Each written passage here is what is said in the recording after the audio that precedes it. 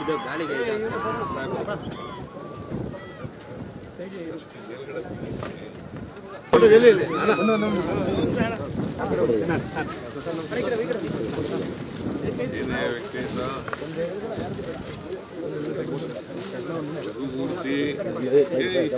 ಎಲ್ಲ ಕರೆದಿಲ್ವಾ ಎಲ್ಲ ಕರೆದು ಯಾರು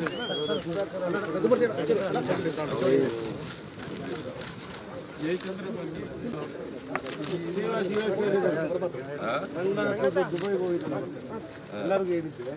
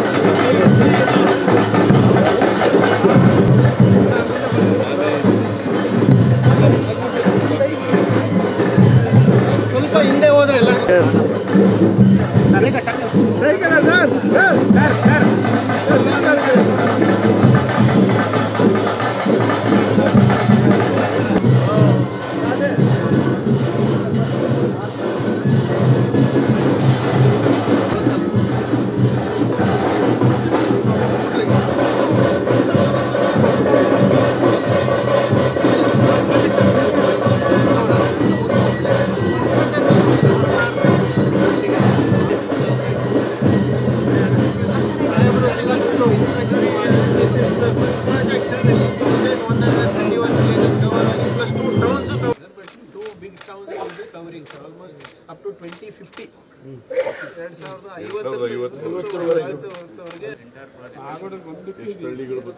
ಸರ್ 357 ಜನವಸತಿ ಪ್ರದೇಶ ಎಲ್ಲ ಗ್ರಾವಿಟಿ ನೀರು ಬ್ಲೂನಲ್ಲಿರೋದೆಲ್ಲ ಗ್ರಾವಿಟಿ ಮೂಲಕನೇ ಬರುತ್ತೆ ರೆಡ್ ಲಿಫ್ಟ್ ಅಷ್ಟು ಮಾತ್ರ ಲಿಫ್ಟ್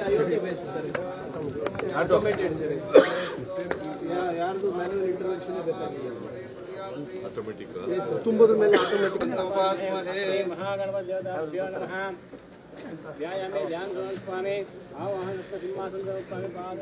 ओम गंगे चैमले चैव गोदावरी सरस्वती नर्मदे सिंधु कावेरी जलयस्मिन् सन्निधिं कुरु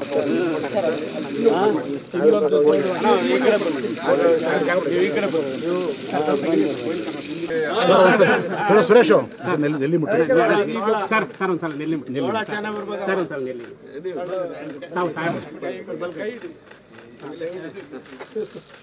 It's a big project.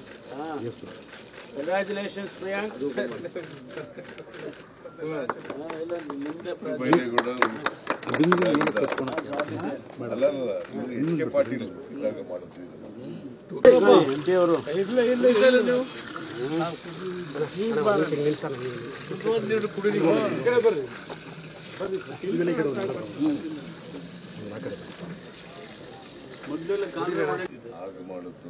ಕೊನೆಯಲ್ಲಿ ನಾನು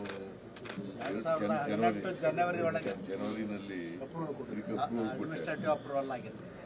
2150 ಕೋಟಿ ಫ್ಲೋರೈಡ್ ಕಂಟೆಂಟ್ ಇದ್ದ ಪ್ಲೇಸ್ ಇದು ಇಡೀ ಸ್ಟೇಟ್ ಅಲ್ಲಿ.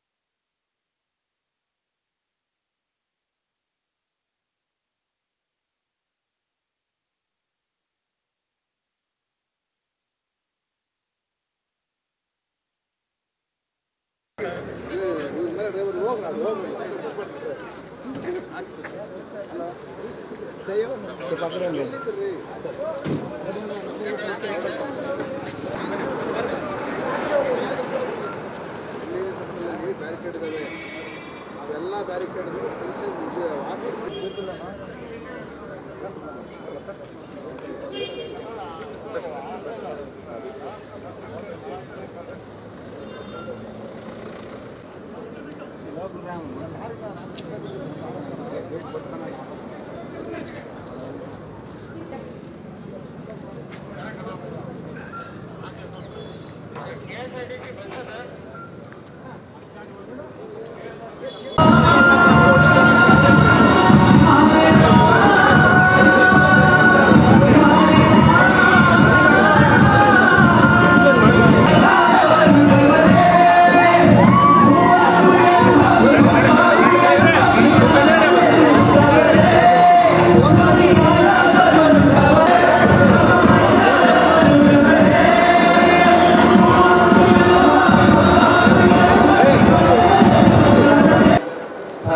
ಸಚಿವರಾದ ಪ್ರಿಯಾಂಕಾ ಖರ್ಗೆ ಅವರೇ ಮತ್ತು ಈ ಕಾರ್ಯಕ್ರಮದಲ್ಲಿ ವಿಶೇಷ ಮಾನ್ಯ ಶ್ರೀ ಟಿ.ವಿ.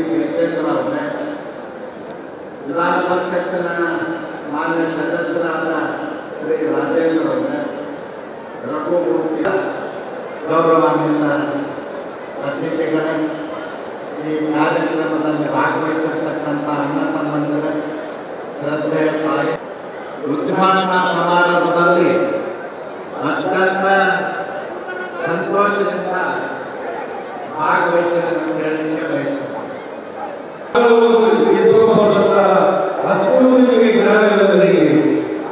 ನಮ್ಮ ತಾಲೂಕು ಇವತ್ತು ಸುವರ್ಣಾಕ್ಷರಗಳಲ್ಲಿ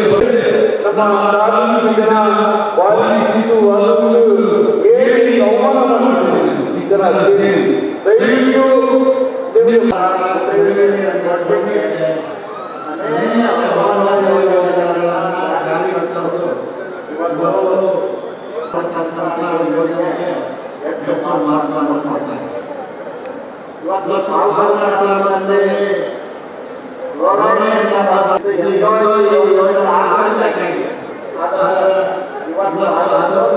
ಅತ್ಯಂತ ಸಂತೋಷದ ಸಂಗತಿ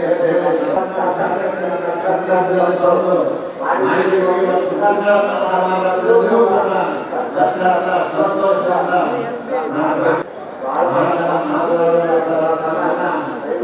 ಶಾಂತಿಯಿಂದ ಇರಬೇಕು ಅಂತ ವಿನಂತಿ ಮಾಡ್ತೇನೆ. ನಾನು ಈ ಸಂದರ್ಭದಲ್ಲಿ ಜನಗಳು ಹೋಗ್ತಾ ಇದ್ರು. ಅದೇ ರೀತಿಯಾಗಿ ಇವತ್ತು ಪಾವಗಡದಲ್ಲಿ 60,000 ಜನ ವಲಸೆ ಹೋಗ್ತಾ ಇದ್ದಾರೆ. ಅದಕ್ಕೆ ನಾನು ವಿನಂತಿ ಮಾಡ್ತೀನಿ, ಇಲ್ಲಿರ್ತಕ್ಕಂಥ ಯೋಜನೆಗಳಲ್ಲಿ ಸ್ಥಳೀಯರಿಗೆ ನೇಮಕ ಮಾಡಿಕೊಳ್ಳಿಕ್ಕೆ ನಾವು ಸೂಚನೆ ಕೊಡಬೇಕು ಅಂತೇಳಿ ನಾನು ವಿನಂತಿ ಮಾಡ್ತೀನಿ. ಕಟ್ಟುನಿಟ್ಟಿನ ಆದೇಶ ಮಾಡಿ ಇದೇ ಜನರಿಗೆ ಉದ್ಯೋಗ ಕೊಡ್ತಕ್ಕಂಥ ವ್ಯವಸ್ಥೆಯನ್ನ ಮಾಡಿಸಬೇಕು ಅಂತ ಈ ಸಂದರ್ಭದಲ್ಲಿ ವಿನಂತಿ ಮಾಡಿ ಅತ್ಯಂತ ಸಂತೋಷದಿಂದ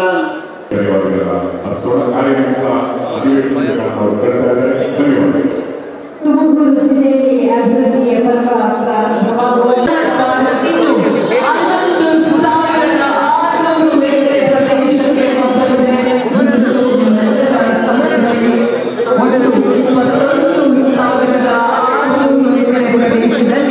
ನಮ್ಮ ಸೋಲಾರ್ ಪಾರ್ಕಿನ ಶಂಕುಸ್ಥಾಪನೆ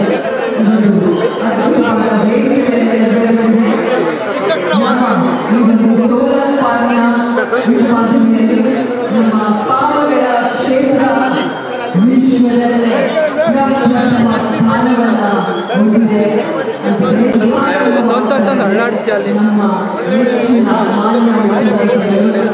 ನೆಚ್ಚಿನ ನಮ್ಮೆಲ್ಲರ ನೆಚ್ಚಿನ ನಾಯಕರ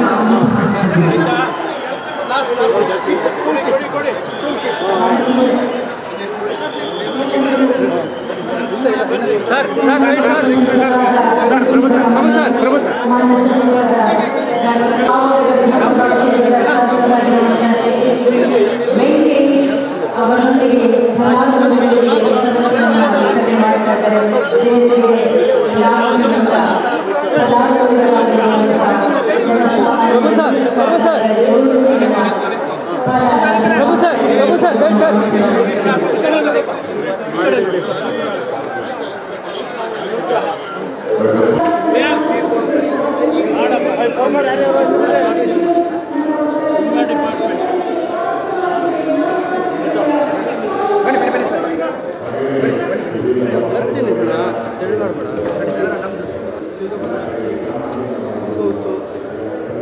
WPP ಎಲ್ಲ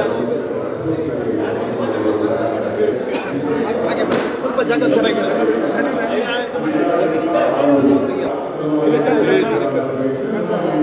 ಫ್ಲಾಶ್ ಇಳಿಸೋಣ ಇದು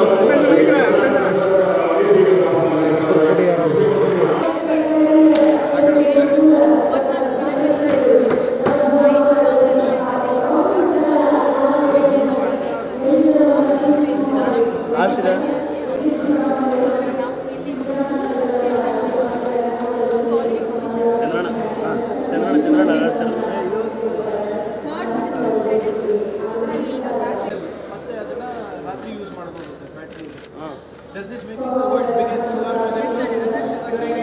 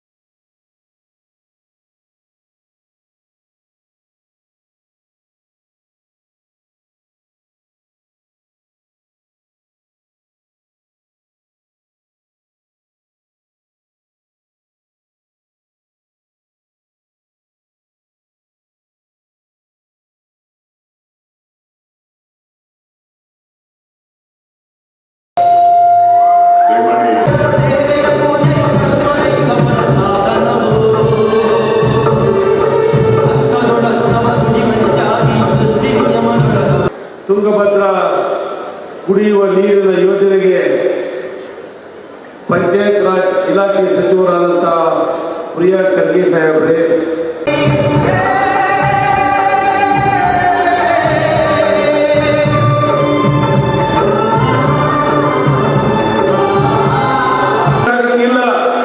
ಸಾವಿರ ಅಡಿ ಸಿಗ್ತಾ ಇರಲಿಲ್ಲ ಅಂತ ಪಾವಗಡದಲ್ಲಿ ಇವತ್ತು 300-350 ಅಡಿಗೆ ನೀರು ಸಿಗ್ತದೆ ಅಂದ್ರೆ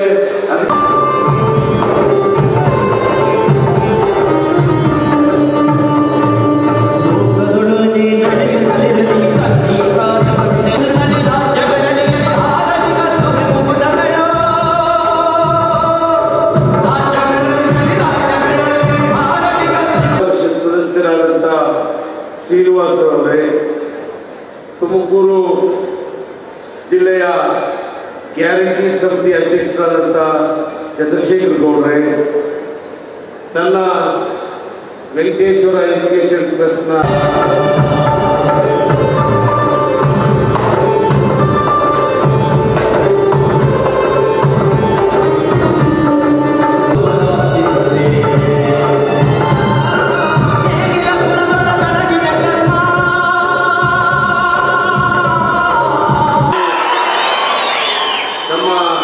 ತುಮಕೂರು ಜಿಲ್ಲೆಯ ಮತ್ತೋರ್ವ ಹಿರಿಯ ರಾಜಕಾರಣಿ ದೆಹಲಿ ಪ್ರತಿನಿಧಿಗಳಾದಂಥ ಜಯಚಂದ್ರ ಸಾಹೇಬ್ರೆ,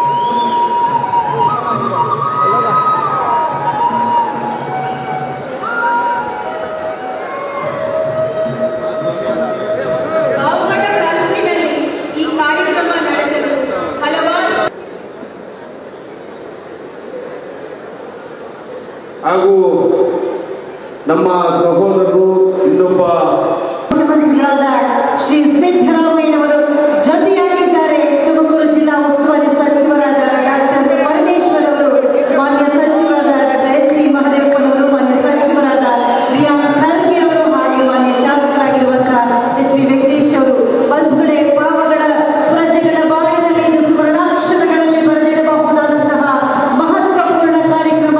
ಈ ಕಾರ್ಯಕ್ರಮ ಜನಪರವಾಗಿದೆ. ಜನ ಕಲ್ಯಾಣದ ಕಾರ್ಯಕ್ರಮವನ್ನ ಜ್ಯೋತಿಯಿಂದ ಬೆಳಗಿಸಿ ಉದ್ಘಾಟನೆಯನ್ನ ನೆರವೇರಿಸಿದ್ದಾರೆ ಸನ್ಮಾನ್ಯ ಮುಖ್ಯಮಂತ್ರಿಗಳಾದ ಜಿಲ್ಲೆಯ ಜಿಲ್ಲಾಧಿಕಾರಿಯವರಾದಂತಹ ಶುಭಾ ಕಲ್ಯಾಣ್ರವರೇ, ನಮ್ಮ ಸಿಇಒರಾದಂತಹ ಪ್ರಭುರವರೇ, ಅಭಿವೃದ್ಧಿಗೆ ಹೆಚ್ಚಿನ ಆದ್ಯತೆಯನ್ನ ಕೊಡ್ತಾ ಇದ್ದಾರೆ.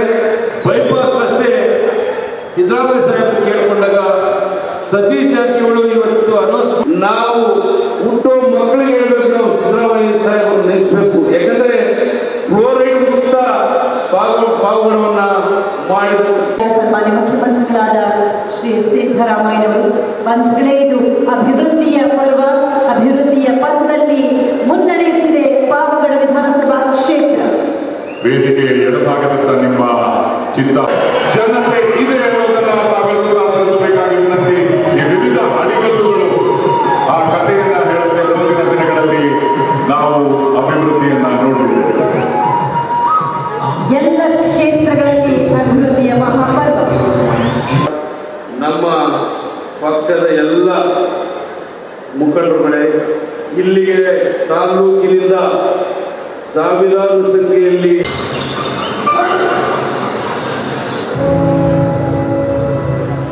ಪಾವಗಡದ ಜನರು ಅನಾರೋಗ್ಯದಿಂದ ಬಳಲಿದರು.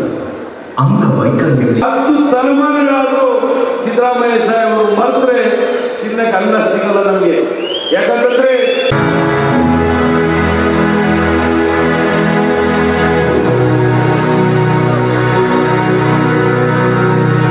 ಮಂತ್ರಿಗಳು ಬಡವರ ಬಂಧು, ಬಡವರ ಆಶಾ ಕಿರಣ, ದಲಿತರ ನಾಯಕರಾದಂತಹ ಸನ್ಮಾನ್ಯ ಸಿದ್ದರಾಮಯ್ಯ ಈ ಜೀವ ಜಲವನ್ನ ಕಳಸದ ಮೂಲಕ ಮೊದಲಿಗೆ ಮುಖ್ಯಮಂತ್ರಿಗಳಿಗೆ ಇದೀಗ ನೀಡಲಾಗ್ತಾ ಇದೆ. ಜೀವ ಉಳಿಸುವಂತಹ, ಆರೋಗ್ಯ ರಕ್ಷಿಸುವಂತಹ ಜೀವ ಜಲವನ್ನ ನಮಗಾಗಿ ಕೊಟ್ಟಿದ್ದೀರಿ. ನಿಮಗಿದು ಶುಭದ ಸಂಕೇತವಾಗಿ ತುಂಗಭದ್ರಾ ನದಿಯ ಜೀವ ಜಲವನ್ನ ಅರ್ಪಿಸುತ್ತಿದ್ದೇವೆ, ಕಳಸ ತುಂಬಿಕೊಟ್ಟಿದ್ದೇವೆ. ನಿಮ್ಮ ಬದುಕು ಇನ್ನಷ್ಟು ಮಗದಷ್ಟು ಆರೋಗ್ಯಪೂರ್ಣವಾಗಿರಲಿ ಎನ್ನುವಂತಹ ನಮ್ಮ ಕೆಲವು ಬೇಡಿಕೆಗಳನ್ನ ಈಡೇರಿಸಿದ್ರೆ ನಾವು ಜನ್ಮದಲ್ಲೂ ಸಿದ್ದರಾಮಯ್ಯ ಸಾಹೇಬರ ಮನೆಗೆ ಸಾಧ್ಯತೆ ಇಲ್ಲ ಅಂತ ಈ ಸಂದರ್ಭದಲ್ಲಿ ಹೇಳಕ್ಕೆ ಇಷ್ಟಪಡ್ತೀನಿ. ವಿಶ್ವ ಮಟ್ಟದಲ್ಲಿ ಪಾವಗಡ ತಾಲೂಕು ಇವತ್ತು ಗುರುತಿಸ್ತಾ ಇದ್ದಾರೆ ಅಂದ್ರೆ ಸಿದ್ದರಾಮಯ್ಯ ಸಾಹೇಬರ ಕಾರಣ. ಇವತ್ತು ನಾವು ಎಲ್ಲರಿಗಿಂತ ಈ ಸಮಾರಂಭದಲ್ಲಿ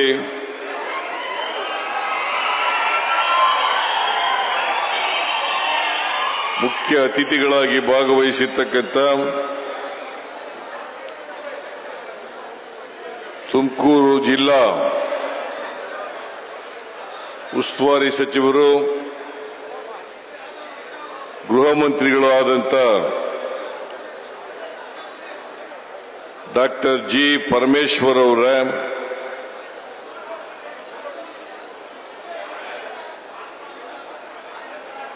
ಈ ಸಮಾರಂಭದ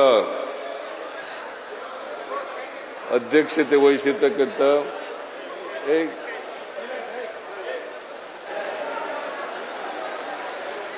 ಪಾವಗಡ ವಿಧಾನಸಭಾ ಕ್ಷೇತ್ರದ ಶಾಸಕರು ಆದಂಥ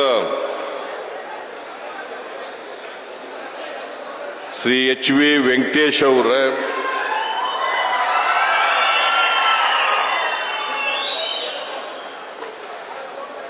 ಗ್ರಾಮೀಣ ಅಭಿವೃದ್ಧಿ ಸಚಿವರಾದಂಥ ಶ್ರೀ ಪ್ರಿಯಾಂಕಾ ಖರ್ಗೆ ಅವರ,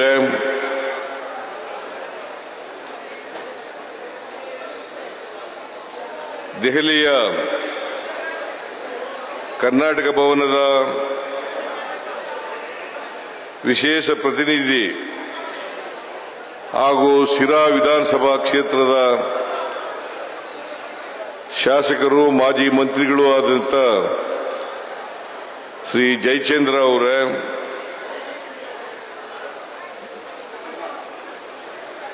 ಮಾಜಿ ಸಚಿವರು,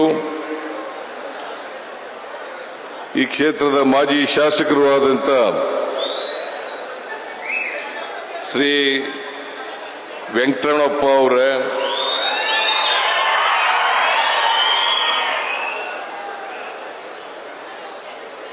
ಚಳ್ಳಕೆರೆ ವಿಧಾನಸಭಾ ಕ್ಷೇತ್ರದ ಶಾಸಕರಾದಂಥ ಶ್ರೀ ರಘು ಮೂರ್ತಿ ಅವರ, ಮೇಲ್ಮನೆಯ ಸದಸ್ಯರಾದಂಥ ಶ್ರೀ ರಾಜೇಂದ್ರ ಅವರ,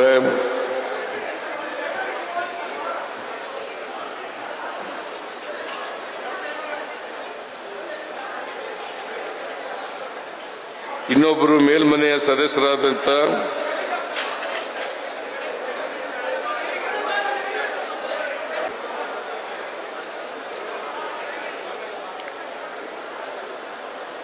ವೇದಿಕೆ ಮೇಲಿರ್ತಕ್ಕಂಥ ಎಲ್ಲ ಆಹ್ವಾನಿತ ಗಣ್ಯರೇ, ಜಿಲ್ಲಾ ಅಧಿಕಾರಿ ಸ್ನೇಹಿತರೆ, ಇಲ್ಲಿ ಇಷ್ಟೊಂದು ಬೃಹತ್ ಸಂಖ್ಯೆಯಲ್ಲಿ ನೆರೆದಿರ್ತಕ್ಕಂಥ ಆತ್ಮೀಯ ಅಣ್ಣ ತಮ್ಮಂದಿರ, ಅಕ್ಕ ತಂಗಿಯರೇ, ಮಾಧ್ಯಮದ ಸ್ನೇಹಿತರೆ, ಇವತ್ತು ಪಾವಗಡ ಪಟ್ಟಣದಲ್ಲಿ ಒಂದು ಸುವರ್ಣಾಕ್ಷರದಲ್ಲಿ ಬರೆದಿಡಬೇಕಾದಂಥ ದಿನ.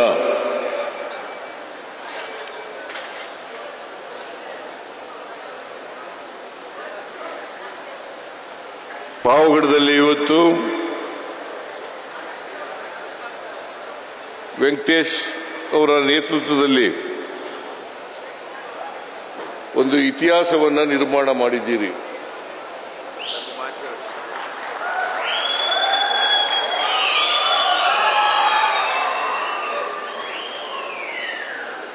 ಸಾವಿರದ 2018 ಜನವರಿ ತಿಂಗಳಲ್ಲಿ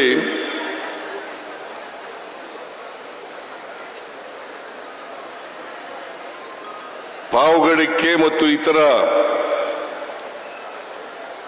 5 ತಾಲೂಕುಗಳಿಗೆ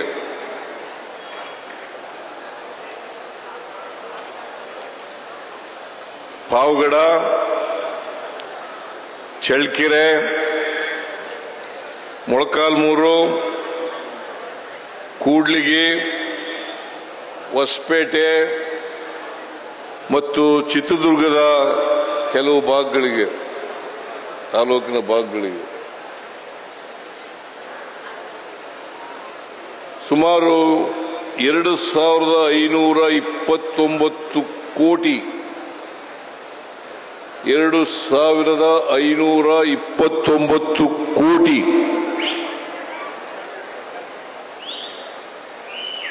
ಈ ಪ್ರಾಜೆಕ್ಟ್ ಕಾಸ್ಟ್ ಒಟ್ಟು ಕುಡಿಯ ನೀರಿಂದು. ಬರೀ ಪಾವಗಡ ಒಂದಕ್ಕೆ ಅಲ್ಲ, 6 ತಾಲೂಕುಗಳಲ್ಲಿ ಇವತ್ತು ಕುಡಿಯ ನೀರನ್ನು ಕೊಡ್ತಕ್ಕಂಥ ಕಾರ್ಯಕ್ರಮ ಇದು. ಈ ತಾಲೂಕುಗಳಲ್ಲದೆ 2 ಪಟ್ಟಣ ಪ್ರದೇಶಗಳಿಗೆ ಕುಡಿಯ ನೀರನ್ನು ಕೊಡ್ತಾ ಇದ್ದೀವಿ. ಒಂದು ಮೊಳಕಾಲ್ಮೂರು ಮತ್ತು ಇನ್ನೊಂದು ಪಾವಗಡ ಮತ್ತು ಮೊಳಕಾಲ್ಮೂರು. ನೀವೆಲ್ಲರೂ ಕೂಡ ಫ್ಲೋರೈಡು, ನೈಟ್ರೇಟ್ ನೀರನ್ನು ಕುಡಿತಕ್ಕಂಥ ಪರಿಸ್ಥಿತಿ ಇತ್ತು ಇಲ್ಲಿ. ಆ ಫ್ಲೋರೈಡ್ನಿಂದ ಅನೇಕ ಕಾಯಿಲೆಗಳಿಗೆ ತುತ್ತಾಗ್ತಕ್ಕಂಥ ಪರಿಸ್ಥಿತಿ ಇತ್ತು. ಅದನ್ನು ನಿವಾರಣೆ ಮಾಡಬೇಕು ಅಂತೇಳಿ ವೆಂಕಟಪ್ಪನವರು, ಪಾವಗಡದ ಉಗ್ರಪ್ಪ, ವೆಂಕಟೇಶ್ ಮತ್ತು ಜಿ ಪರಮೇಶ್ವರ, ಜಯಚಂದ್ರ ಇವರೆಲ್ಲರೂ ಕೂಡ ಕುಡಿಯ ನೀರಿನ ಪ್ರಾಜೆಕ್ಟ್ ಆಗಲೇಬೇಕು. ಇದಾದರೆ ಮಾತ್ರ ನಮ್ಮ ಜನ ಉಳಿಲಿಕ್ಕೆ ಸಾಧ್ಯ ಆಗ್ತದೆ. ಇವತ್ತು ಅನೇಕ ಕಾಯಿಲೆಗಳಿಗೆ ತುತ್ತಾಗ್ತಾ ಇದ್ದಾರೆ. ಅದರಿಂದ ವಿಮೋಚನೆ ಆಗಬೇಕಾದ್ರೆ ಕುಡಿಯ ನೀರನ್ನ ಕೊಡಲೇಬೇಕು, ಎಲ್ಲಿಂದಾರು ತಗೊಬಂದು ಅಂತೇಳಿ ನಮ್ಮ ಸರ್ಕಾರ ಯೋಚನೆ ಮಾಡ್ತು. ನಾವೆಲ್ಲ ಯೋಚನೆ ಮಾಡಿದೋ. ಸುಮಾರು 200 ಕಿಲೋಮೀಟರ್ ದೂರದಿಂದ ತುಂಗಭದ್ರಾ ಡ್ಯಾಮ್ ತುಂಗಭದ್ರಾ ಡ್ಯಾಮ್ ಹಿನ್ನೀರು ಅಲ್ಲಿಂದ ತಂದು ಇವತ್ತು ಪಾವಗಡಕ್ಕೆ ನೀರನ್ನ ಕೊಡ್ತಾ ಇದ್ದೇವೆ. 200 ಕಿಲೋಮೀಟರ್ ಇಲ್ಲಿಂದ ತುಂಗಭದ್ರಾ ಡ್ಯಾಮ್ 200 ಕಿಲೋಮೀಟರ್ ಆಗ್ತದೆ. ಆ 200 ಕಿಲೋಮೀಟರ್ ಇಂದ ಇಲ್ಲಿಗೆ ತಂದು ಕುಡಿಯ ನೀರನ್ನು ಕೊಡ್ತಾ ಇದ್ದೀವಿ. ಬಹುಶಃ ಇನ್ನೂ ಮುಂಚಿತವಾಗಿ ಈ ಕುಡಿಯ ನೀರಿನ ಯೋಜನೆ ಮುಗಿತಾ ಇತ್ತು. ಮಧ್ಯದಲ್ಲಿ 5 ವರ್ಷ ನಾವು ಸರ್ಕಾರ ಇರಲಿಲ್ಲ. ಇದ್ದಿದ್ರೆ ಇನ್ನು 3-4 ವರ್ಷ ಮುಂಚಿತವಾಗೇನೆ ಕುಡಿಯ ನೀರನ್ನ ನಿಮ್ಮೆಲ್ಲರಿಗೂ ಕೂಡ ಕುಡಿಯ ನೀರನ್ನು ಕೊಡ್ತಕ್ಕಂಥ ಕೆಲಸವನ್ನು ಮಾಡ್ತಾ ಇದ್ದು. 2050ನೇ ಇಸ್ವಿಯವರೆಗೆ ಈ ಯೋಜನೆಯನ್ನು ಮಾಡಿರ್ತಕ್ಕಂಥದ್ದು. 2050ನೇ ಇಸ್ವಿಯವರೆಗೆ ಸುಮಾರು 17.5 ಲಕ್ಷ ಜನರಿಗೆ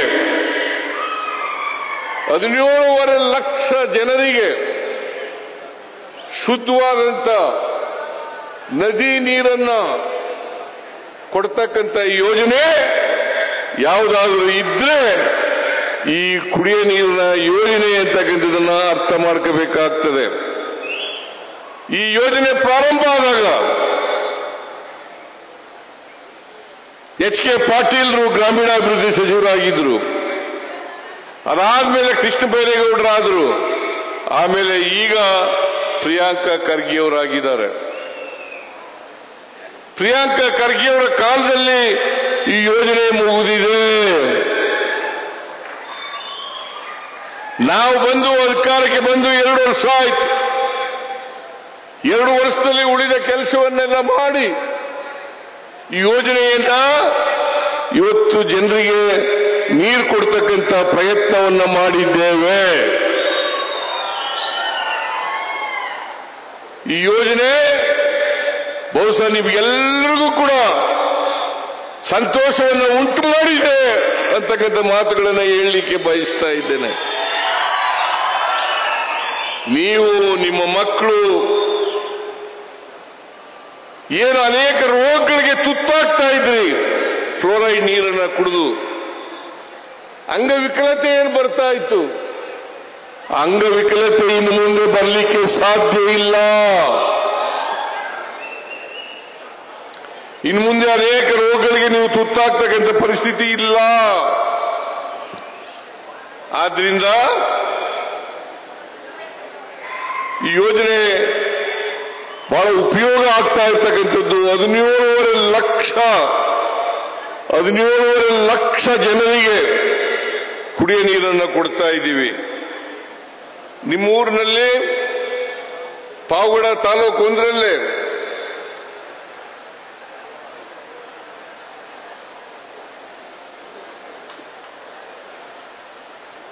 ಎಷ್ಟು ಹಳ್ಳಿಗಳಿಗೆ ಕೊಡ್ತಾ ಇರೋದು? 350 ಟ್ಯಾಂಕ್ಸ್ ಇದೆ. ಅಲ್ಲ, ಹಳ್ಳಿಗಳು ಎಷ್ಟು ಹಳ್ಳಿಗಳಿಗೆ? 270 ಹಳ್ಳಿಗಳಿಗೆ ಮತ್ತೆ ಪಾವಗಡ ಟೌನ್ಗೆ ಶುದ್ಧ ಕುಡಿಯುವ ನೀರನ್ನ ಕೊಡ್ತಾ ಇದ್ದೇವೆ. ನನಗೇನಪ್ಪ ಬಹಳ ಸಂತೋಷ ಆಗ್ತಾ ಇದೆ ಅಂತಂದ್ರೆ, ನಾನೇ ಈ ಕುಡಿಯ ನೀರಿನ ಯೋಜನೆಗೆ ಶಂಕುಸ್ಥಾಪನೆಯನ್ನ ಮಾಡಿದದ್ದು, ಮತ್ತೆ ನಾನೇ ಉದ್ಘಾಟನೆಯನ್ನು ಕೂಡ ಮಾಡಿದ್ದೇನೆ. ವೆಂಕಟೇಶ್ ಅವರ ಎಲೆಕ್ಷನ್ಗೆ ಬಂದಾಗ, ಪ್ರಚಾರಕ್ಕೆ ಬಂದಾಗ ನಾನು ಇದೇ ಮಾತನ್ನು ಹೇಳಿದ್ದೆ. ನಾನು ಶಂಕುಸ್ಥಾಪನೆಯನ್ನು ಮಾಡಿದ್ದೇನೆ, ನಾನೇ ಉದ್ಘಾಟನೆಯನ್ನು ಕೂಡ ಮಾಡ್ತೇನೆ ಅಂತಕ್ಕಂಥ ಮಾತುಗಳನ್ನು ಹೇಳಿದ್ದೆ. ಇವತ್ತು ಉದ್ಘಾಟನೆ ಆಗಿದೆ.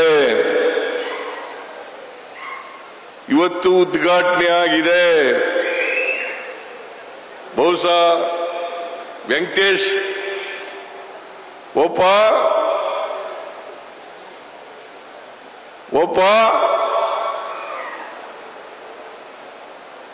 ಬಹಳ ಖುಷಿ ಪಟ್ಟಿರ್ತಕ್ಕಂಥ ಶಾಸಕ ಅಂತೇಳಿ ನಾನು ಭಾವಿಸ್ಕೊಂಡಿದ್ದೇನೆ.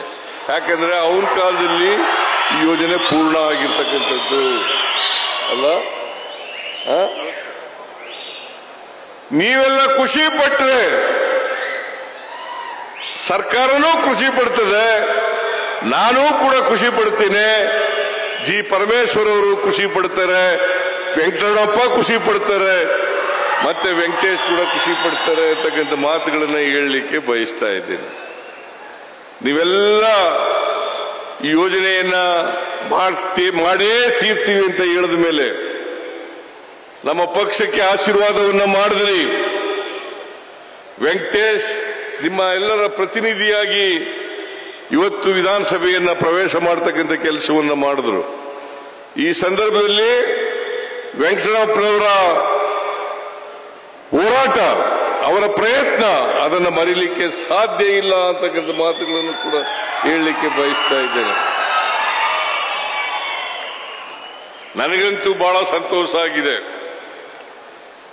ಯಾಕಂತಂದ್ರೆ ಹಳ್ಳಿಯ ಜನರಿಗೆ ಬಹುಶಃ ಬಹುಶಃ ಈ ದೇಶದಲ್ಲಿ ಬೃಹತ್ ಯೋಜನೆಗಳಲ್ಲಿ ಇದು ಪ್ರತಿನಿಧಿಯಾಗಿ ಇವತ್ತು ವಿಧಾನಸಭೆಯನ್ನ ಪ್ರವೇಶ ಮಾಡತಕ್ಕಂಥ ಕೆಲಸವನ್ನು ಮಾಡಿದ್ರು. ಈ ಸಂದರ್ಭದಲ್ಲಿ ವೆಂಕಟರಮಣಪ್ಪನವರ ಹೋರಾಟ, ಅವರ ಪ್ರಯತ್ನ ಅದನ್ನು ಮರೀಲಿಕ್ಕೆ ಸಾಧ್ಯ ಇಲ್ಲ ಅಂತಕ್ಕಂಥ ಮಾತುಗಳನ್ನು ಕೂಡ ಹೇಳಲಿಕ್ಕೆ ಬಯಸ್ತಾ ಇದ್ದೇನೆ. ನನಗಂತೂ ಬಹಳ ಸಂತೋಷ ಆಗಿದೆ. ಯಾಕಂತಂದ್ರೆ ಹಳ್ಳಿಯ ಜನರಿಗೆ ಬಹುಶಃ ಈ ದೇಶದಲ್ಲಿ ಬೃಹತ್ ಯೋಜನೆಗಳಲ್ಲಿ ಇದೂ ಒಂದು ಯೋಜನೆ ಅಂತಕ್ಕಂಥ ಮಾತುಗಳನ್ನ ಹೇಳಲಿಕ್ಕೆ ಬಯಸ್ತಾ ಇದ್ದೇನೆ. ಬಿಜೆಪಿ ಸರ್ಕಾರ ಬಹುಶಃ ಕಾರಜೋಳ ಹೊರಟೋದ್ರು, ಅವ್ರು ಇದ್ದಿದ್ರೆ ಹೇಳ್ತಿದ್ದೆ ನಾನು.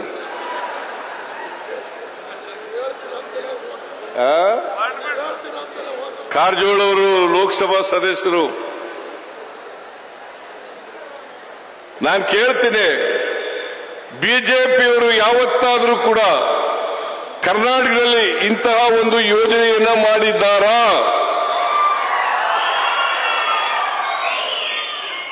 ಉತ್ತರ ಕೊಡಬೇಕು. ಅವರು ಬಿಜೆಪಿಯವರು ಬಹಳ ಟೀಕೆ ಮಾಡ್ತಾರೆ, ಜನರನ್ನ ತಪ್ಪುದಾರಿಗೆ ಎಳಿತಕ್ಕಂಥ ಮಾತುಗಳನ್ನು ಆಡ್ತಾ ಇದ್ದಾರೆ, ಸುಳ್ಳು ಮಾತುಗಳನ್ನು ಆಡ್ತಾ ಇದ್ದಾರೆ, ಸುಳ್ಳು ಪ್ರಚಾರ ಮಾಡ್ತಾ ಇದ್ದಾರೆ, ಸುಳ್ಳು ಅಪವಾದಗಳನ್ನು ಮಾಡ್ತಾ ಇದ್ದಾರೆ ನಮ್ಮ ಸರ್ಕಾರದ ಮೇಲೆ.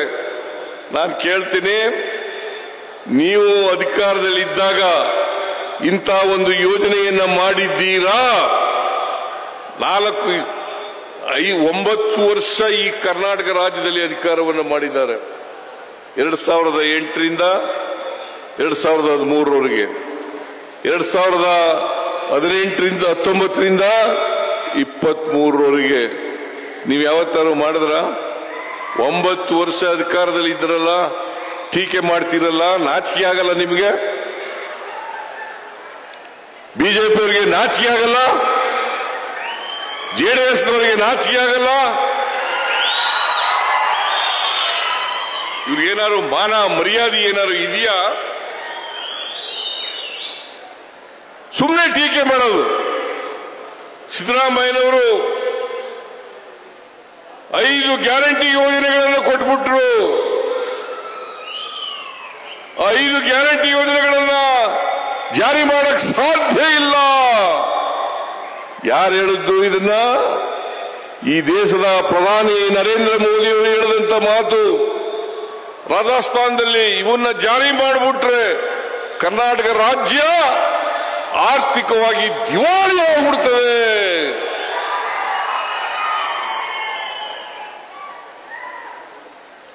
ಅಶೋಕ ಹೇಳ್ತಾನೆ, ವಿಜಯೇಂದ್ರ ಹೇಳ್ತಾನೆ, ಯಡಿಯೂರಪ್ಪ ಹೇಳ್ತಾರೆ. ನಾನು ಕೇಳ್ತೀನಿ ಅವರಿಗೆ, ನಿಮ್ಮ 4 ವರ್ಷದ ಸಾಧನೆ ಏನು? 4 ವರ್ಷ ನೀವು ಇದ್ರಲ್ಲ, ನಿಮ್ಮ ಸಾಧನೆ ಏನು? ಯಡಿಯೂರಪ್ಪನವರ ಸಾಧನೆ ಏನು? ಬಸವರಾಜ ಬೊಮ್ಮಾಯಿಯವರ ಸಾಧನೆ ಏನು? ಇವತ್ತು ಪಾವಗಡ ತಾಲೂಕಿನಲ್ಲಿ ವಿದ್ಯುತ್ ಉತ್ಪಾದನೆಯನ್ನು ಮಾಡ್ತಾ ಇದ್ದೀವಿ. ಸೋಲಾರ್ ಪವರ್ ಅನ್ನ ವಿಶ್ವದಲ್ಲೇ ನಂಬರ್ 1, ಇಡೀ ಏಷ್ಯಾದಲ್ಲೇ ನಂಬರ್ 1 ಅಲ್ವೇನ್ರಿ? ಸರಿಯಾಗಿ ಹೇಳಯ್ಯ.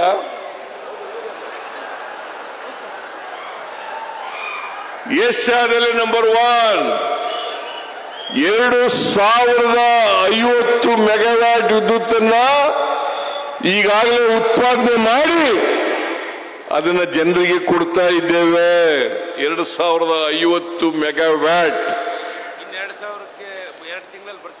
ಈಗ ಮತ್ತೆ ಹಳ್ಳಿಗಳಲ್ಲಿ ಅಗ್ರಿಮೆಂಟ್ ಮಾಡಿಸ್ತಾ ಇದ್ದಾರೆ. ಮುಂದಿನ ಇನ್ನು 2 ತಿಂಗಳು 3 ತಿಂಗಳು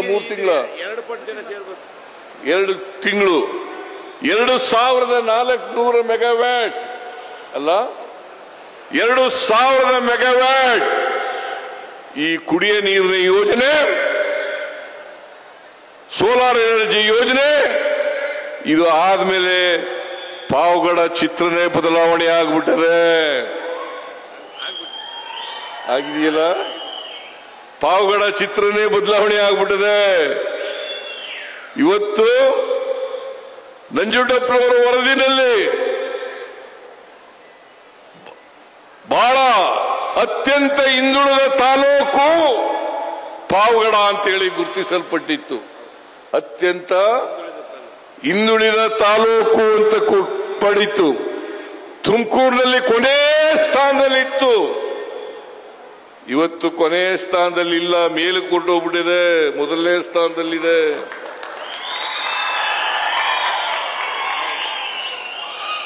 ಮೊದಲನೇ ಸ್ಥಾನದಲ್ಲಿದೆ. ಇದಕ್ಕೆ ಯಾರು ಕಾರಣ? ಕಾಂಗ್ರೆಸ್ ಸರ್ಕಾರ ಕಾರಣ. ನಮ್ಮ ಸರ್ಕಾರ ಕಾರಣ ಅಲ್ವಾ? ನೀವು ಒಪ್ತೀರಾ ಇಲ್ಲ? ಒಪ್ತೀರಾ ಇಲ್ಲ? ಇವತ್ತು ವೆಂಕಟೇಶ್ ಹೇಳಿದ್ರು 10,000 5,000 ಇದ್ದಂತ 1 ಎಕರೆ ಜಮೀನು ಬೆಲೆ ಇವತ್ತು 20 ಲಕ್ಷ 25 ಲಕ್ಷ ಆಗಿದೆ.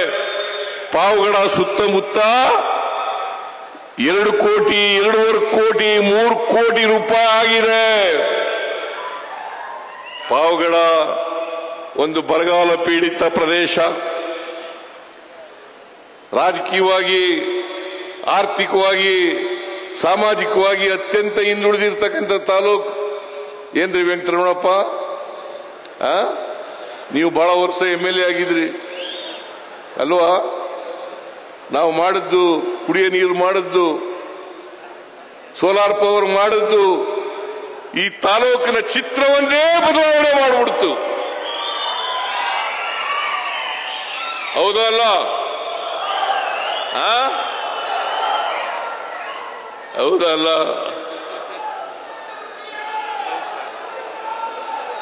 ಮತ್ತೆ ನೀವು ಯಾವಾಗಲೂ ಕೂಡ ವೆಂಕಟರಮಣಪ್ಪನಿಗೆ, ವೆಂಕಟೇಶ್ಗೆ ಚಿರಋಣಿಯಾಗಿರ್ಬೇಕಲ್ಲ, ಕಾಂಗ್ರೆಸ್ ಪಕ್ಷಕ್ಕೆ ಚಿರಋಣಿಯಾಗಿರ್ಬೇಕಲ್ಲ.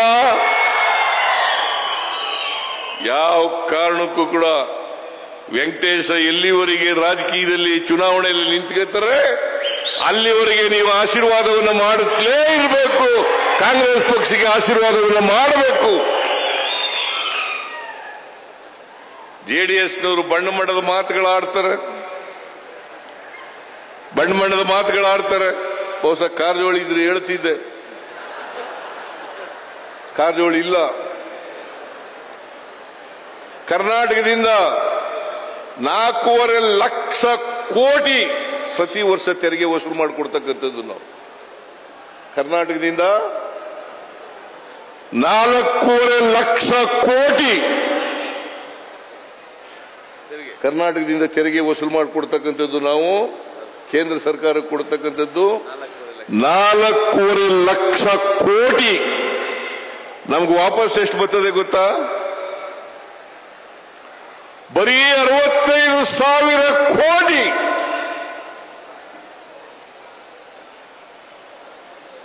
ನಾವು ತೆರಿಗೆ ರೂಪದಲ್ಲಿ 1 ರೂಪಾಯಿ ಕೊಟ್ಟರೆ ನಮಗೆ ವಾಪಸ್ ಬರ್ತಕ್ಕಂಥದ್ದು 15 ಪೈಸೆ ಮಾತ್ರ. ಈ ಕಾರಜೋಳ ಯಾವತ್ತಾರು ಕೇಳಿದಾರ? ಲೋಕಸಭೆಯಲ್ಲಿ ಕೇಳಿದಾರ? 17 ಜನರನ್ನ ಗೆಲ್ಲಿಸ್ಕೊಟ್ಟಿದ್ದೀರಿ ಕಳೆದ ಲೋಕಸಭಾ ಚುನಾವಣೆಯಲ್ಲಿ. ನಾವು 9 ಜನ ಗೆದ್ದಿದ್ದು, JDSನವರು 2 ಗೆದ್ದಿದ್ರು, 2 ಗೆದ್ದಿದ್ದಾರೆ. ಯಾವತ್ತಾರು ಇವತ್ತು ಬಿಜೆಪಿ JDSನವರು ಸೇರ್ಕೊಂಡ್ಬಿಟ್ಟಿದ್ದಾರೆ.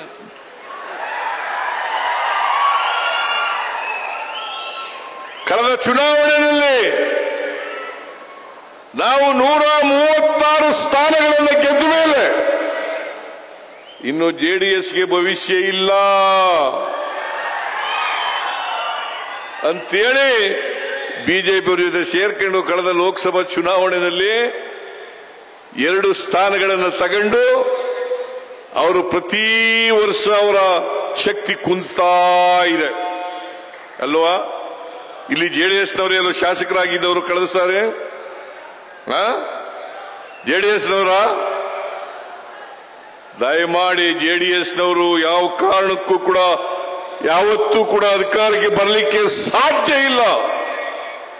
ನಾನು ಜೆಡಿಎಸ್ನಲ್ಲಿದ್ದಾಗ 2004ರಲ್ಲಿ 59 ಸ್ಥಾನಗಳನ್ನು ಗೆದ್ದಿದ್ದು. ಕಳೆದ ವಿಧಾನಸಭೆಯಲ್ಲಿ ಎಷ್ಟು ಗೆದ್ದರು ಅವರು? 18 ಸ್ಥಾನಗಳನ್ನು ಮಾತ್ರ. ಯಾಕೆಂತಂದ್ರೆ ಜೆಡಿಎಸ್ ಇನ್ನೂ ಕಡಿಮೆ ಆಗ್ತದೆ. ಮುಂದಿನ ವಿಧಾನಸಭಾ ಚುನಾವಣೆಗೆ ಇನ್ನೂ ಕಡಿಮೆ ಸ್ಥಾನಗಳನ್ನು ಗೆಲ್ತಾರೆ. ಇಲ್ಲಿ 100ಕ್ಕೆ 100 ಜೆಡಿಎಸ್ನವರು ಸೋಲ್ತಾರೆ ಅಲ್ವಾ? ಅಲ್ವೇನ್ರಿ? ಏನು ಈ ಕಡೆಯವರೆಲ್ಲ ಕೈ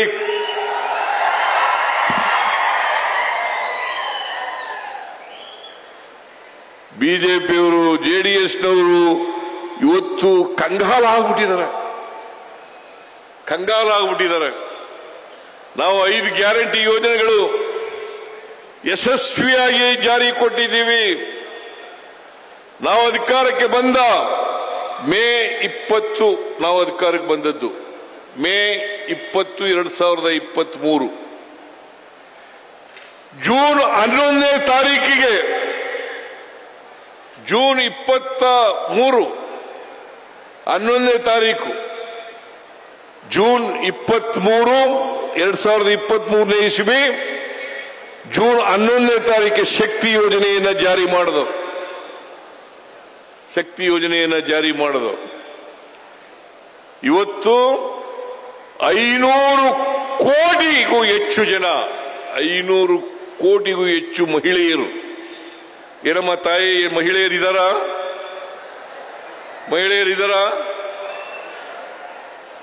500 ಕೋಟಿಗೂ ಹೆಚ್ಚು ಮಹಿಳೆಯರು ಉಚಿತವಾಗಿ ಕೆಎಸ್ಆರ್ಟಿಸಿ ಬಸ್ನಲ್ಲಿ ಪ್ರಯಾಣ ಮಾಡಿದ್ದಾರೆ.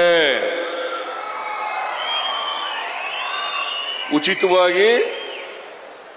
ಮೊನ್ನೆ ಈಗ ಒಂದು ವಾರದ ಹಿಂದೆ ನಾನು 500ನೇ ಕೋಟಿ ಟಿಕೆಟ್ ಅನ್ನ ಮಹಿಳೆಗೆ ಕೊಟ್ಟೆ. ಅದರ ಮೂಲಕ 500 ಕೋಟಿ ಮಹಿಳೆಯರು ಉಚಿತವಾಗಿ ಕೆಎಸ್ಆರ್ಟಿಸಿ ಬಸ್ನಲ್ಲಿ ಪ್ರಯಾಣ ಮಾಡಿದ್ದಾರೆ ಅಂತಕ್ಕಂಥದನ್ನ ನಾನು ಘೋಷಣೆ ಮಾಡಿದೆ. 500 ಕೋಟಿ ಮಹಿಳೆಯರು. ಹಾಗೇನೆ ಗೃಹ ಜ್ಯೋತಿ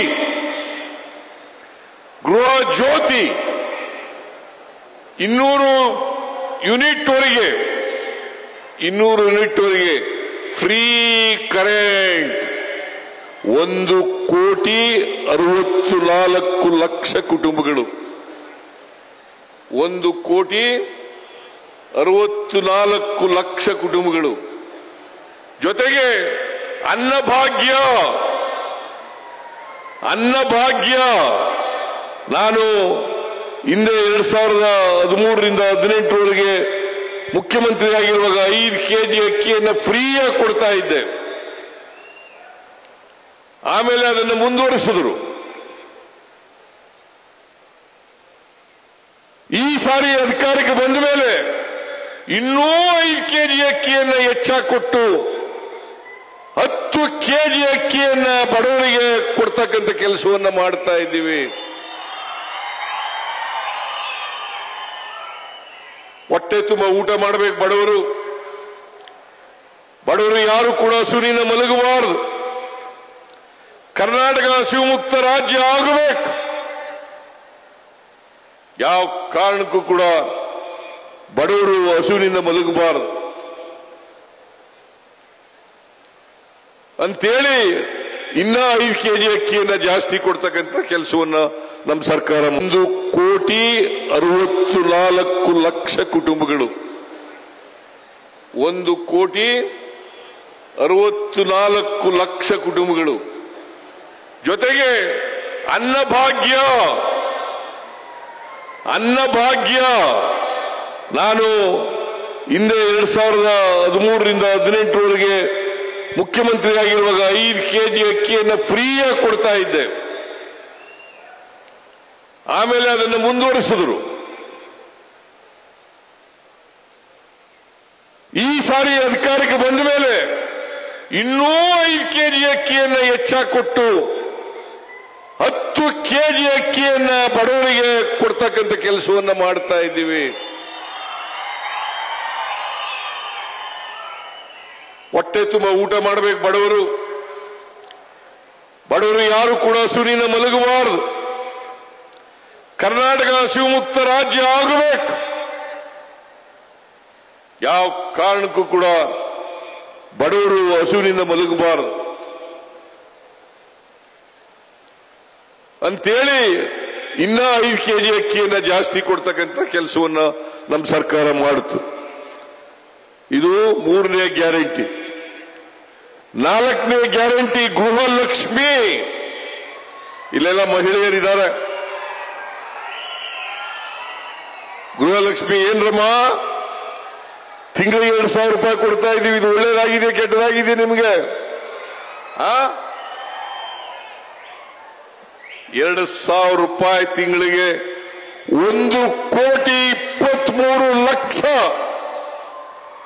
1,23,00,000 ಕುಟುಂಬಗಳಿಗೆ, ಕುಟುಂಬದ ಯಜಮಾನಿಯರಿಗೆ 2,000 ರೂಪಾಯಿ ತಿಂಗಳಿಗೆ. ನಾನು ಬೆಳಗಾಂಗೆ ಹೋಗಿದ್ದೆ. ಬೆಳಗಾಂದಲ್ಲಿ ಒಬ್ಬ ಅಜ್ಜಿ ಬಂದಿದ್ಲು, ಹೋಳಿಗೆ ತಗೊಂಡ್ಬಂದಿದ್ಲು. ಒಬ್ಬಟ್ಟು ನನಗೆ ಒಬ್ಬಟ್ಟು ಕೊಟ್ಲು, ಹೋಳಿಗೆ ಕೊಟ್ಲು. ಏನಮ್ಮ ತಾಯಿ ಅಂತ ಕೇಳಿದೆ. ನೀವು 2,000 ರೂಪಾಯಿ ಕೊಟ್ಟಿದ್ದೀರಲ್ಲ, ಆ 2,000 ರೂಪಾಯಿನೆಲ್ಲ ಉಳಿಸಿ ಇಡೀ ಊರಿಗೆ, ನಮ್ಮೂರಿಗೆ ಹೋಳಿಗೆ ಊಟ ಹಾಕಿದ್ದೇನೆ ಅಂತ ಹೇಳಿದ್ರು. ಇದರಿಂದ ಹೊಟ್ಟೆ ಉರಿಯೋರಿಗೆ, ಬಿಜೆಪಿಯವರಿಗೆ, ಜೆಡಿಎಸ್ನವರಿಗೆ ಹೊಟ್ಟೆ ಉರಿ ತಡ್ಕೊಳಕ್ಕಾಗಲ್ಲ.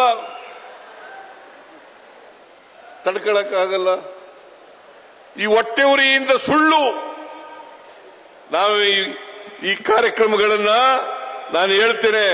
ಒಂದು ಹಂತದಲ್ಲಿ ಹೇಳಿದ್ರು ಬಿಜೆಪಿಯವರು, ಜೆಡಿಎಸ್ನವರು ಇಬ್ರು ಕೂಡ ಹೇಳಿದ್ರು, ಈ ಪಾರ್ಲಿಮೆಂಟ್ ಚುನಾವಣೆ ಆದ್ಮೇಲೆ ನಿಲ್ಲಿಸ್ಬಿಡ್ತಾರೆ. ನಾನು ಹೇಳ್ತೀನಿ, ಜನ ನಮಗೆ 5 ವರ್ಷಗಳ ಕಾಲ ಅಧಿಕಾರ ಮಾಡಲಿಕ್ಕೆ ಅವಕಾಶ ಕೊಟ್ಟಿದ್ದಾರೆ. ನಾನು ಮೊನ್ನೆ ಮೈಸೂರಿನಲ್ಲಿ ಕೇಳಿದೆ, ನೀವು ಸುಳ್ಳು ಅಪಪ್ರಚಾರ ಮಾಡಕ್ ಹೋಗಬೇಡಿ, ಜನರಿಗೆ ತಪ್ಪು ಮಾಹಿತಿಯನ್ನು ಕೊಡಬೇಡಿ, ಜನರನ್ನು ದಾರಿ ತಪ್ಪಿಸ್ತಕ್ಕಂಥ ಕೆಲಸವನ್ನು ಮಾಡಬೇಡಿ, ಒಂದೇ ವೇದಿಕೆಗೆ ಬನ್ನಿ, ಚರ್ಚೆ ಮಾಡೋಣ. ಆ ಕಾರಜೋಳ ಇದ್ದಿದ್ರೆ ಹೇಳ್ತಿದ್ದೆ ನಾನು. ಲೋಕಸಭಾ ಸದಸ್ಯರು ಒಂದು ದಿನ ಲೋಕಸಭೆಯಲ್ಲಿ ಕರ್ನಾಟಕಕ್ಕೆ ಅನ್ಯಾಯ ಆಯಿತು,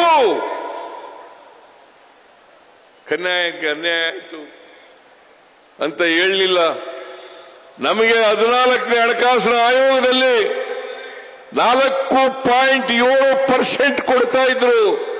15ನೇ ಹಣಕಾಸಿನ ಆಯೋಗದಲ್ಲಿ 15ನೇ ಹಣಕಾಸಿನ ಆಯೋಗದಲ್ಲಿ 3.6 ಇಳಿಸಿದ್ರು. ಅಂದ್ರೆ 1.1% ಕಡಿಮೆ ಆಯಿತು.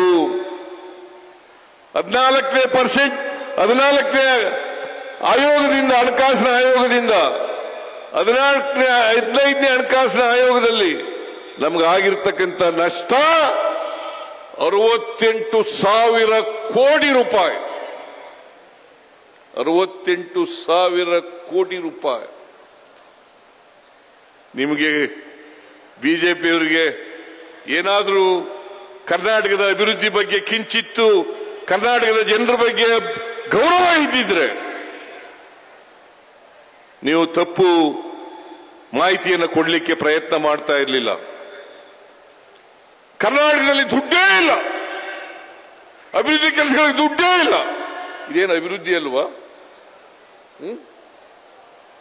2,529 ಕೋಟಿ ಕುಡಿಯ ನೀರಿನ ಯೋಜನೆ. ಅದಲ್ಲದೆ ನೋಡಿ ಇಲ್ಲಿ 716 ಕೋಟಿ ರೂಪಾಯಿಗಳ ವಿವಿಧ ಕಾಮಗಾರಿಗಳಿಗೆ ಶಂಕುಸ್ಥಾಪನೆ ಉದ್ಘಾಟನೆ ಕಾರ್ಯಕ್ರಮ ನಡೀತಾ ಇದೆ. 716 ಕೋಟಿ ರೂಪಾಯಿ ಶಂಕುಸ್ಥಾಪನೆ ನಡೀತಾ ಇದೆ. ನಾಚಿಕೆ ಆಗಲ್ಲ ನಿಮಗೆ? ಸುಳ್ಳು. ದಯಮಾಡಿ ನಿಮ್ಮಲ್ಲಿ ಕೈ ಮುಗಿದು ಪ್ರಾರ್ಥನೆ ಮಾಡ್ತೀನಿ, ಬಿಜೆಪಿಯವರು ಸುಳ್ಳಿನ ಸರದಾರರು, ಸುಳ್ಳು ನಿಶ್ಚೀಮರು, ಸುಳ್ಳೇ ಅವ್ರ ಮನೆ ದೇವರು. ಅವ್ರ ಮಾತುಗಳನ್ನು ನಂಬಕ್ ಹೋಗ್ಬೇಡಿ, ಅವ್ರ ಮಾತುಗಳನ್ನ ನಂಬಕ್ ಹೋಗ್ಬೇಡಿ. ಯಾರಾದ್ರೂ ಜೆಡಿಎಸ್ ಪರವಾಗಿದ್ರೆ, ಬಿಜೆಪಿ ಪರವಾಗಿದ್ರೆ ಅವ್ರ ಜೊತೆಲೂ ಕೂಡ ಮಾತಾಡಿ ದಯಮಾಡಿ. ಕಾಂಗ್ರೆಸ್ ಪಕ್ಷ ಮಾತ್ರ ಈ ರಾಜ್ಯದ ಬಡವರು, ದಲಿತರು, ಹಿಂದುಳಿದವರು, ಅಲ್ಪಸಂಖ್ಯಾತರು, ಮಹಿಳೆಯರು, ರೈತರು, ಕಾರ್ಮಿಕರು ಇವ್ರ ಪರವಾಗಿರ್ತಕ್ಕಂಥ ಸರ್ಕಾರ. ನಾವು ಯಾವತ್ತೂ ಕೂಡ ಜಾತಿ ಮಾಡಿಲ್ಲ, ಯಾವತ್ತೂ ಕೂಡ ಒಂದು ಧರ್ಮದ ಪರವಾಗಿ ಮಾತಾಡಿಲ್ಲ.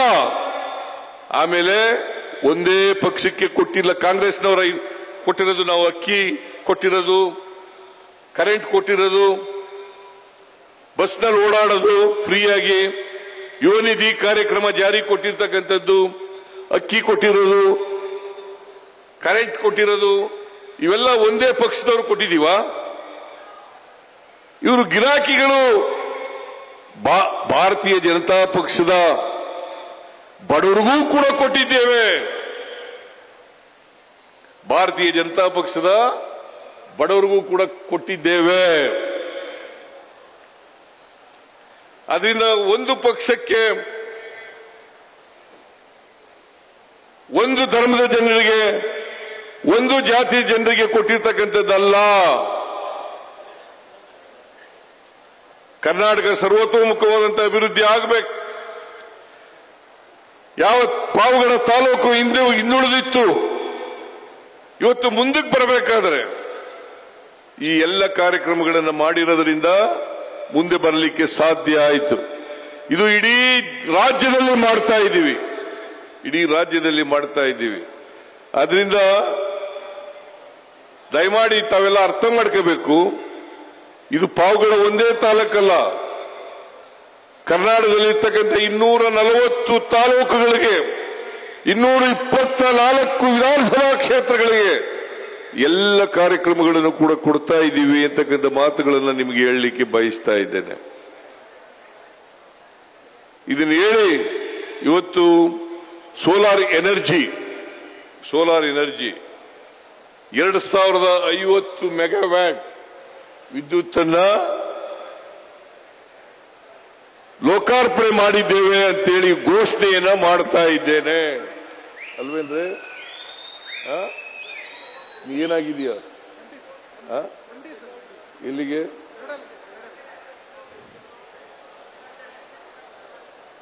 ಇದನ್ನ ಮಾಡ್ತಾ ಇದ್ದೀವಿ. ವೆಂಕಟೇಶ್ ಅವರು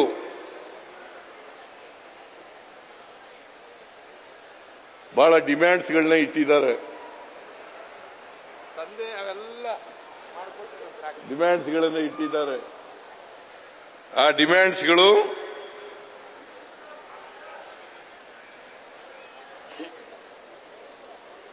ಬಹಳ ಡಿಮ್ಯಾಂಡ್ಸ್ಗಳನ್ನೆಲ್ಲ ಕೊಟ್ಟಿದ್ದಾರೆ.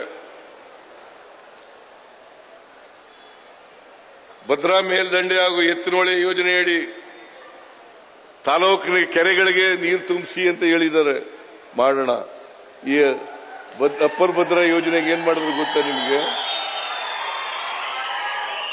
2023-24ರಲ್ಲಿ ಬಜೆಟ್ನಲ್ಲಿ 5,300 ಕೋಟಿ ಕೊಡ್ತೀವಿ ಅಂತ ಘೋಷಣೆ ಮಾಡಿದ್ರು. ಪಾಪ ಕಾರಜೋಳ ಇಲ್ಲ, ಕೇಳಿ ಅವರಿಗೆ, ಲೋಕಸಭೆ ಸದಸ್ಯರಿಗೆ ಕೇಳಿ. 5,300 ಕೋಟಿ ಕೊಡ್ತೀವಿ ಅಂತೇಳಿ ನಿರ್ಮಲಾ ಸೀತಾರಾಮನ್ ಹೇಳಿದ್ರು, ಬಜೆಟ್ನಲ್ಲಿ ಘೋಷಣೆ ಮಾಡಿದ್ರು. ಇವತ್ತಿನವರಿಗೆ ಒಂದು ಪೈಸೆ ಕೊಡ್ಲಿಲ್ಲ. ಗೊತ್ತಾಯ್ತಾ? ಎತ್ತಿನಹೊಳೆ ಯೋಜನೆ ಇನ್ನು 2 ವರ್ಷದಲ್ಲಿ ಪೂರ್ಣಗೊಳಿಸ್ತೀವಿ. ಇವತ್ತಿನಿಂದ 2 ವರ್ಷ, 2 ವರ್ಷದಲ್ಲಿ ಪೂರ್ಣಗೊಳಿಸ್ತೀವಿ. ನಿಮ್ಮ ಕೆರೆಗಳಿಗೂ ಕೂಡ ನೀರು ತುಂಬಿಸ್ತಕ್ಕಂಥ ಕೆಲಸವನ್ನು ಮಾಡ್ತೀವಿ. ಆಮೇಲೆ ಅಪ್ಪರ್ ಭದ್ರಾ ಯೋಜನೆ ಕೂಡ ಮಾಡ್ತೀವಿ. ಈಗ ನಿಮ್ಮ ವೆಂಕಟರಮಣಪ್ಪನವರು ಹೇಳಿದ್ರು ಕೆರೆಗಳು ತುಂಬಿಸ್ಬೇಕು ಅಂತ. 26 ಕೆರೆಗಳು, 23 ಕೆರೆ. ವೆಂಕಟರಮಣಪ್ಪ ಅಲ್ಲೇ ಕೂತ್ಕೋ, ಇಲ್ಲಿ ವೆಂಕಟೇಶ್ ಹೇಳ್ತಾವನು. 23 ಕೆರೆಗಳಿಗೆ ಸಣ್ಣ ನೀರಾವರಿ ಯೋಜನೆ ಇಲಾಖೆಯಿಂದ ನೀರು ತುಂಬಿಸ್ಕೊಡಿ ಅಂತ ಹೇಳಿದ್ದಾರೆ. ಅದನ್ನ ಮಾಡಿಕೊಡ್ತಕ್ಕಂಥ ಕೆಲಸವನ್ನ ಮಾಡೋಣ.